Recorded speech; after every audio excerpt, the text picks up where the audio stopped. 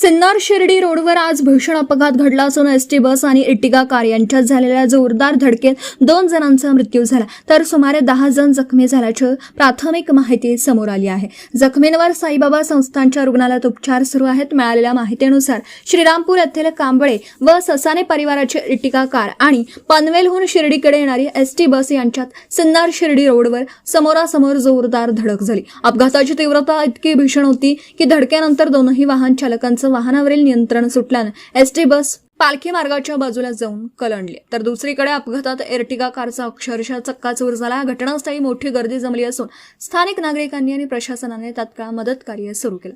या भीषण अपघातात दोघांचा मृत्यू झाला असून 10 जण जखमी झाले आहेत। जखमींना उपचारासाठी साईबाबा संस्थानच्या रुग्णालयात दाखल करण्यात आलं आहे। अपघाताचं नेमकं कारण अद्याप स्पष्ट झालेलं नसून पुढील तपास सुरू आहे। माझं गाव चॅनलसाठी स्वप्नील कोपरे, कोपरगाव।